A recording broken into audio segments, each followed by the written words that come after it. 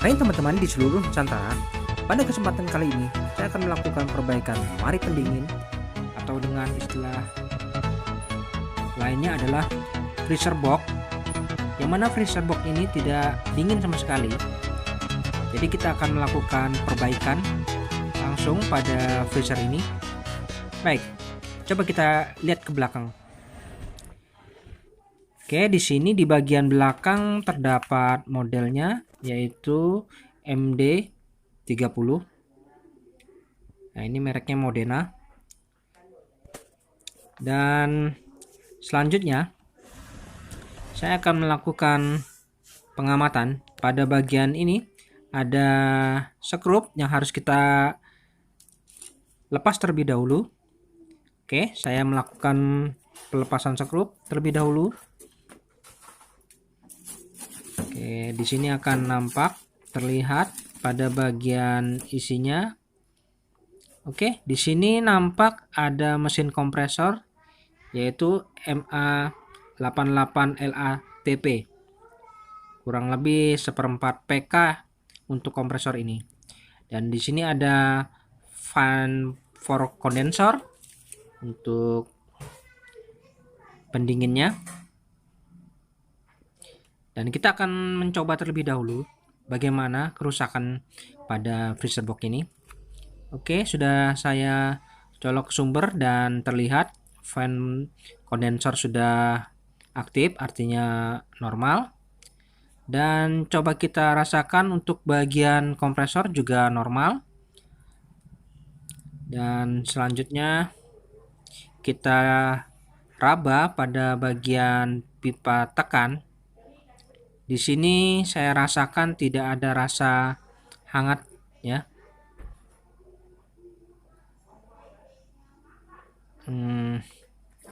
Tidak ada terasa hangat sedikit. Oke. Selanjutnya saya amati di sini ada pipa kapiler. Di sini malah terasa dingin. Nah, ini pipa kapilernya jadi dingin. Sepertinya kemungkinan ini gejala seperti ini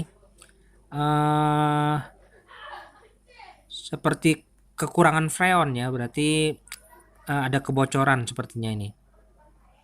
Jadi freon yang harusnya cukup ini terjadi kebocoran sehingga freon tidak penuh. Nah, ini pipa kapilernya jadi dingin malahan. Oke, coba saya rasakan di bagian box freezernya ini. Saya raba. Ya, tidak ada terasa dingin sedikit pun. Artinya dinginnya tidak mencapai pada bagian freezer ini. Biasa saja saya rasakan.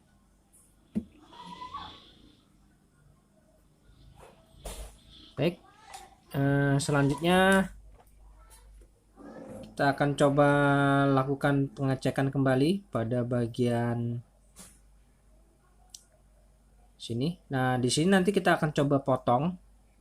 Kita potong, kita akan mengetahui di mana kebocorannya, dan di pipa ini juga akan kita potong. Nah, kita akan langsung mencari di mana letak kebocorannya. Oke, saya lepas dulu dari sumber. Dan sekarang kompresor sudah off. Oke, langkah pertama yang saya lakukan ya, saya memotong pada bagian pipa hisap ini. Saya potong terlebih dahulu untuk bagian pipa hisap pada kompresor ini. Mana nanti kita akan coba cari di mana letak kebocorannya itu. Dan untuk teman-teman mungkin bisa simak terus video ini agar bisa paham untuk mencari kebocoran supaya lebih akurat. Saya menggunakan trik ini, jadi saya rasa ini adalah cara yang paling mudah. Oke, selanjutnya saya coba lepas untuk pipa tekannya ini yang menuju ke kondensor. Oke, sudah terlepas. Dan di sini nampak ada ujung dua pipa ya, ujung pipa kondensor ini dan ujung pipa evaporator ini. Nah, nanti kita akan coba berikan ini tekanan pada keduanya dan kita harus pasang terlebih dahulu ini. Nah, ini kita harus memiliki dua pentil pengisian, ada yang besar dan ada yang kecil. Yang mana nanti yang kecil ini akan kita sambungkan pada bagian evap dan yang besar saya sambungkan pada bagian kondensor. Oke, setelah saya sambung, nah begini hasilnya. Nah, ini sudah saya sambungkan. Ini yang jalur menuju pipa evap dan ini yang menuju ke jalur kondensor ya. Oke, ada dua ujung ya. Jadi pertama saya melakukan seperti ini. Dan di sini ada filter dryer. Nah, di sini di pipa kapiler ini ya, kita potong saja. Nah, ini kita potong. Oke, setelah terpotong begini, selanjutnya ujung-ujung pada kedua pipa kapiler ini kita akan tutup, kita las ya. Jadi kita tutup permanen. Nah, ini saya sedang melakukan penutupan pipa kapiler ini.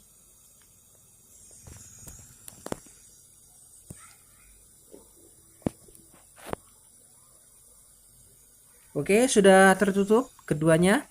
Nah, di sini coba kita dinginkan dan di sini harus betul-betul kita periksa pada ujung pipa kapiler ini harus benar-benar tertutup ya. Jangan sampai ada bocor di sini. Oke, selanjutnya kita siapkan ini manifold. Nah, di sini saya menyiapkan manifold. Jadi ini pipa biru ya, selang manifold warna biru. Ini saya pasang pada bagian pipa bagian freezer yaitu evap. Nah, ini saya pasang, oke, untuk jalur di selang warna biru. Kemudian untuk jalur pada selang warna merah, nah ini saya pasangkan pada pipa kondensor.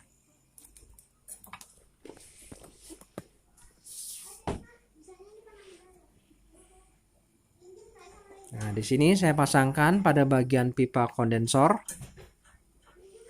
Jadi terbagi dua. Kita lakukan pengecekan secara langsung total ya. Ini selang menuju pipa kondensor ya.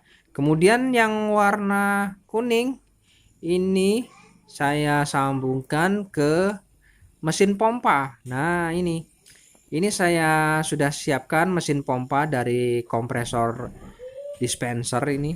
Nah, atau kompresor kulkas bisa juga. Nah, oke, itu sudah saya colok ke sumber dan ini kompresor sudah memompa dan saya tinggal memasangnya di sini. Dan selanjutnya kita buka kedua keran dan kita akan berikan tekanan di 220 PSI pada jarum manifold pada warna biru, artinya yang menuju ke pipa freezer. Oke, kita tunggu. Di sini jarum terus bergerak menuju ke angka 220 PSI. Saya lebih cenderung ke angka itu karena kita coba berikan tekanan yang betul-betul kuat. Jadi kalau ada kebocoran kita akan langsung tahu. Oke, sepertinya sudah cukup. Ini ditekan 220 PSI ya. Dan untuk ini yang warna merah saya berikan tekanan di 400 PSI, sudah cukup. 2 kali lipat dari pipa evap. Oke, sudah cukup di angka 400 PSI untuk tekanan pada pipa kondensor. Oke, saya cabut dulu pompa kompresornya.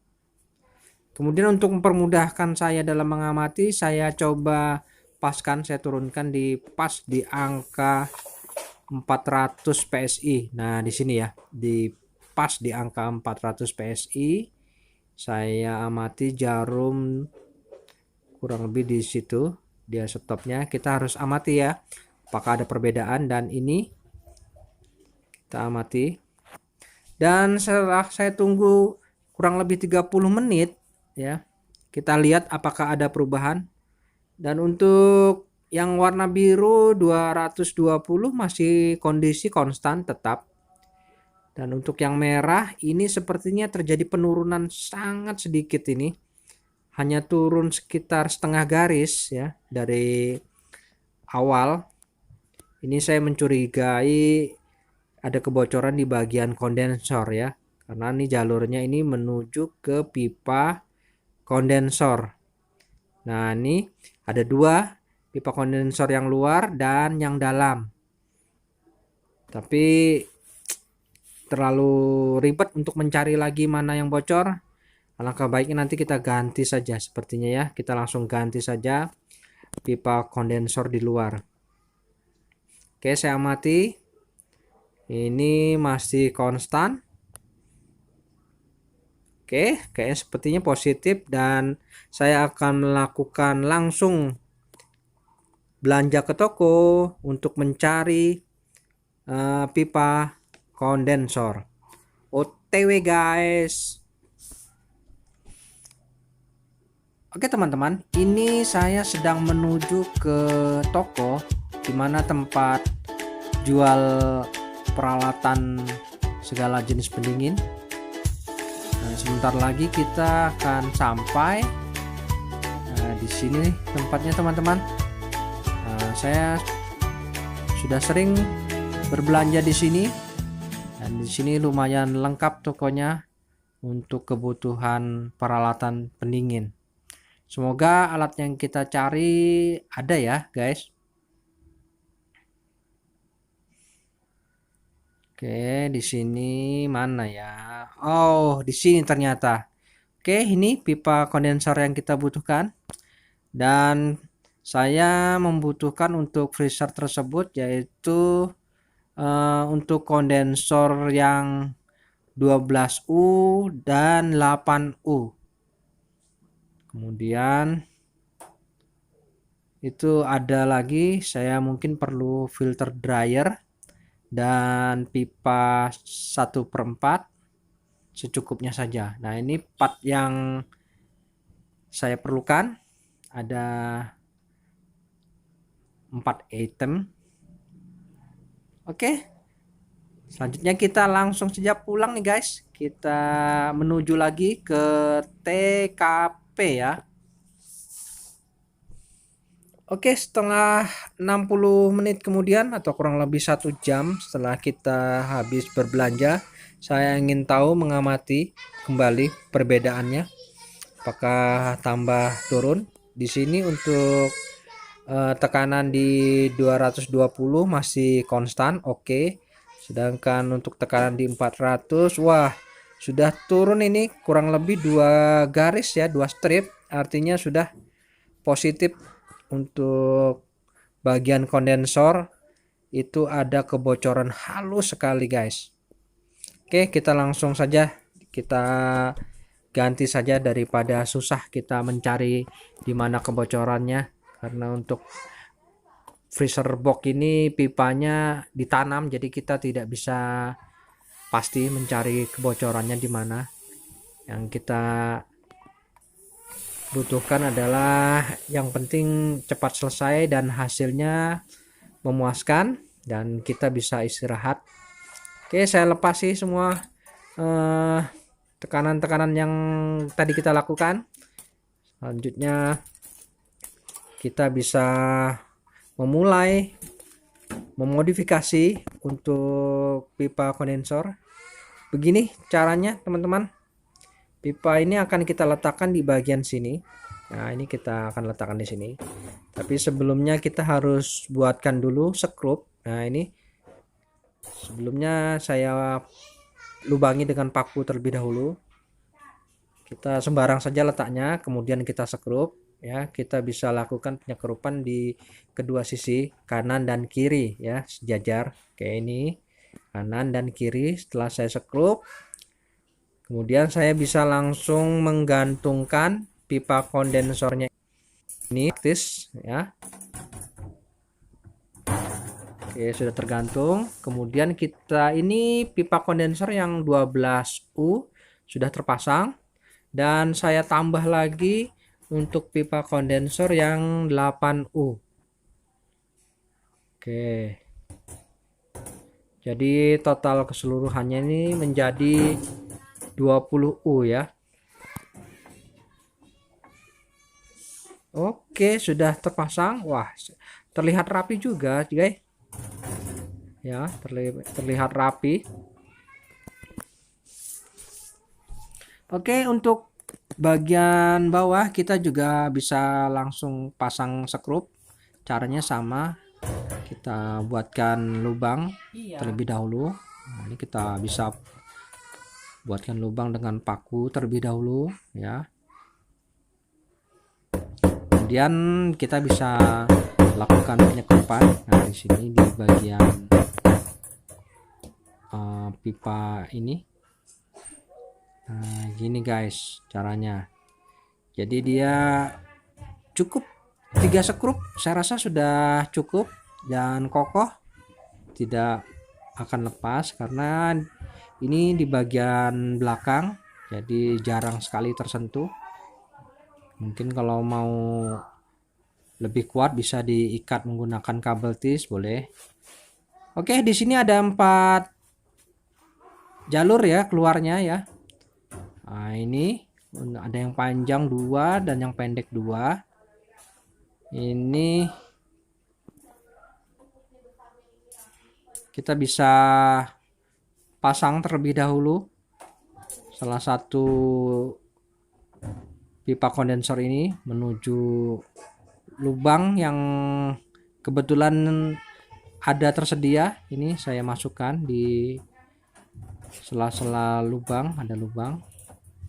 Oke, sudah termasuk satu dan kemudian saya masukkan lagi yang satunya ke lubang yang ada. Jadi sudah 2 ujung pipa yang menuju ke dalam, menuju ke bagian kompresor. Nah, gini. Nah, ini bisa kita rapikan nanti.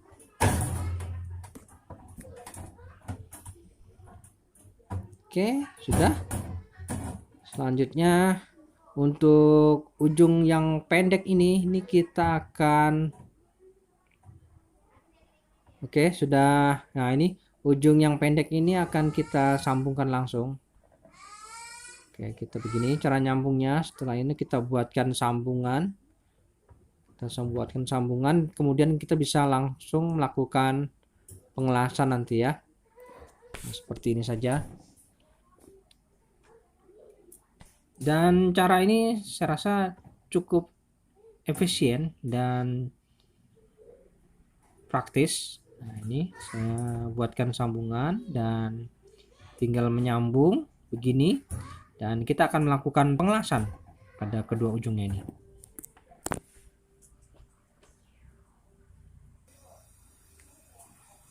Nah, ini proses pengelasannya kita biasa gunakan campuran ya, campuran borak. Nah ini karena antara pipa tembaga dan pipa kondensor ini memang harus ada campurannya borak supaya bisa menyatu, karena pipa kondensor ini biasa bahannya dari besi ya. Nah ini boraknya kita berikan sedikit.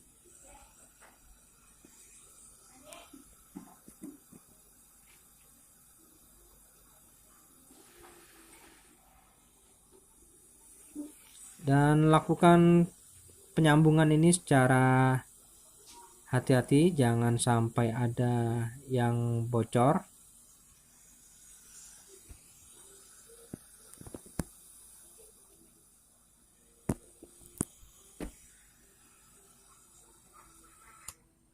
Oke, sudah tersambung sambungannya. Dan coba didinginkan, kemudian bisa kita rapikan, kita masukkan ke dalam. Oke, sudah selesai, tinggal kita rapikan di sini. Nah begini guys, sudah terpasang pipa kondensor. Nah ini modifnya seperti ini ya, cukup rapi, lihat. Oke, selanjutnya kita beralih lagi ke bagian ini. Nah, di sini kita potong saja nih untuk pipa yang lama ini, karena kita tidak memerlukannya lagi. Jadi saya langsung potong saja. Nah, ini bisa kita selip-selipkan di mana ujungnya. Dan ini untuk pipa yang menuju ke evaporator. Nah, ini kita potong. Dan filter dryer yang lama kita potong, kita tidak memerlukan karena kita akan menggantinya yang baru.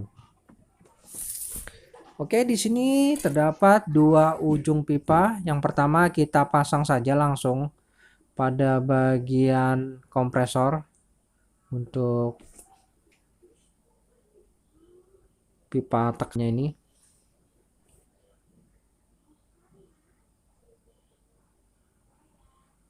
Oke, sudah terpasang, tersambung. Kemudian pada ujung satunya ini saya pasangkan filter dryer yang baru. Nah, ini.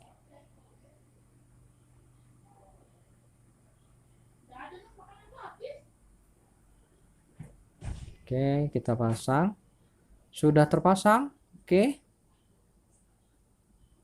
Selanjutnya di sini ada tempat pipa hisap ya. Kita bisa lakukan pembuatan pentil pengisian di sini. Karena kita akan melakukan pengisian freon pada lubang ini, jadi saya buatkan pentil pengisiannya.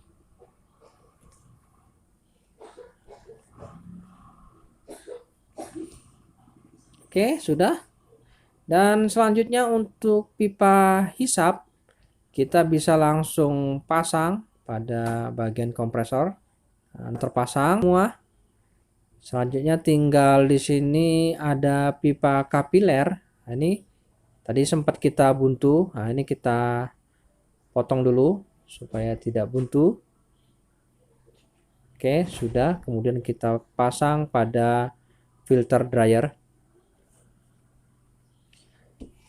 Oke teman-teman, untuk proses pengisian freon saya kali ini menggunakan sistem vacuum body ya teman-teman.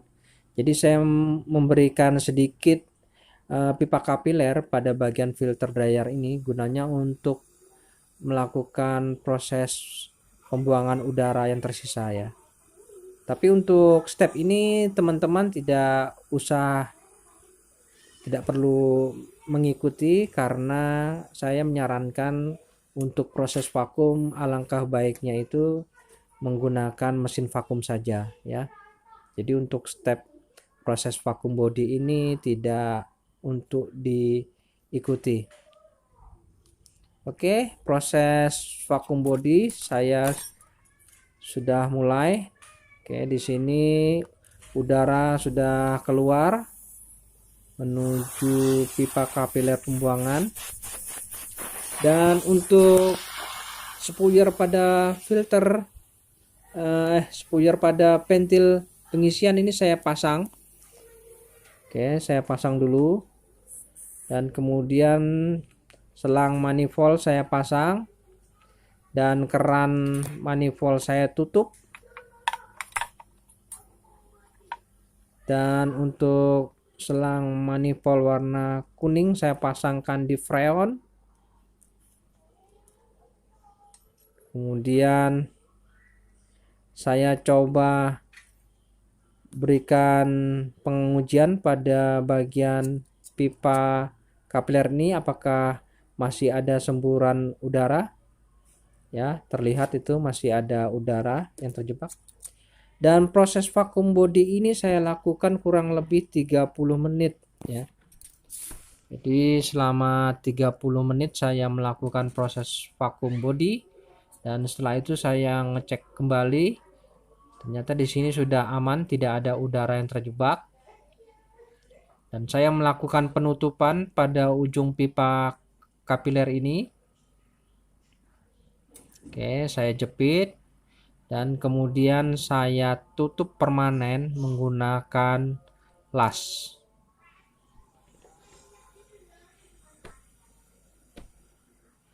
Oke, sudah tertutup. Nah, di sini.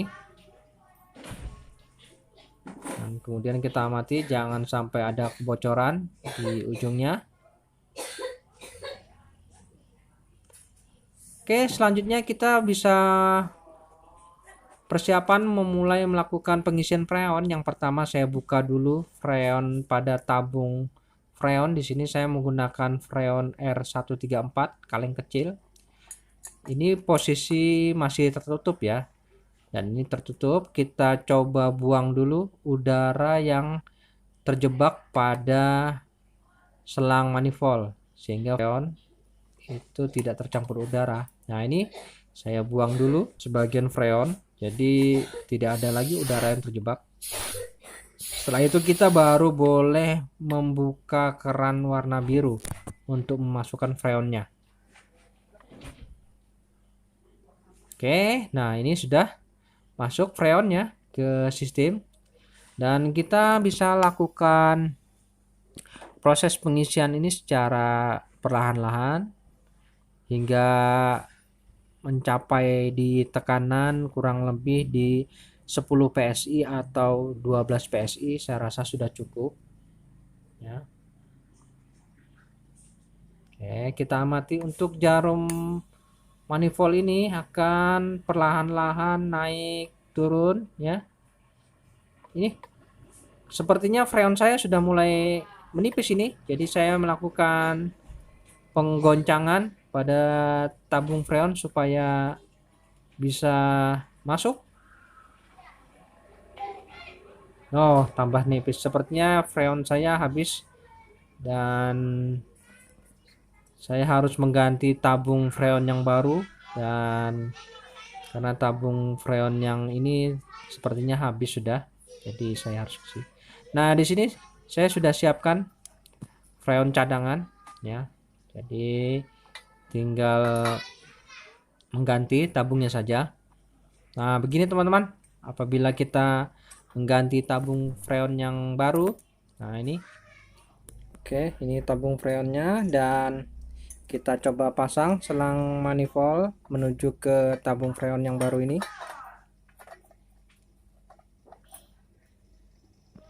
Oke, pastikan sudah erat.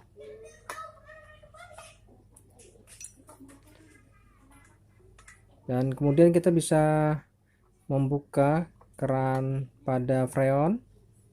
Dan ini freonnya sama, freon R134 juga. Nah, ini cuman mereknya Beskul. Oke, posisi keran biru masih tertutup dan merah tertutup. Kemudian kita buka, kita buang udara yang terjebak, dan selanjutnya baru boleh kita buka keran biru untuk menambah freon. Dan coba saya raba untuk bagian filter dryer, sangat bagus, panas. Oke, mungkin ini pengisian freon saya rasa sudah cukup. Jadi bisa melepas selang manifold yang menuju ke pentil pengisian. Dan kita tutup saja di pentil pengisian ini menggunakan tutupnya. Kemudian bisa dirapikan kembali pada posisi semula.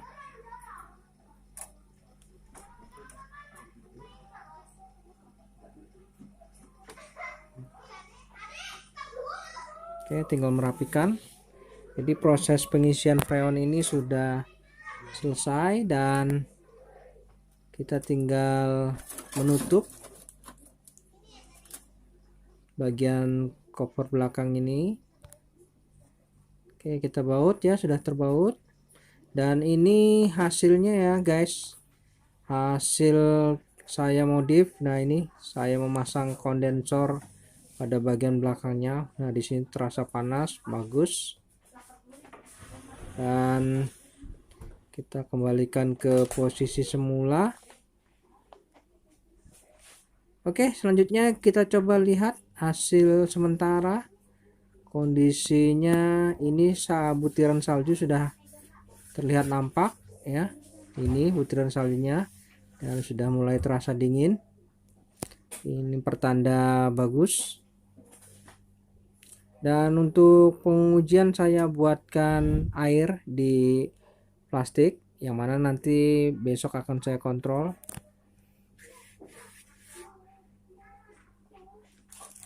Oke, kita tunggu besok, kita lihat hasilnya bagaimana.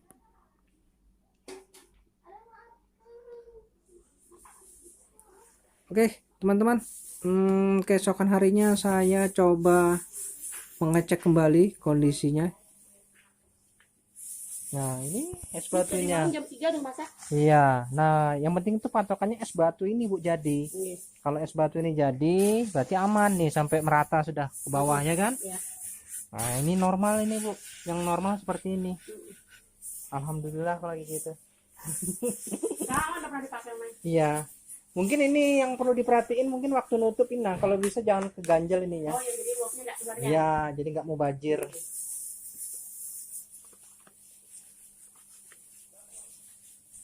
Om kapan meriksa itu?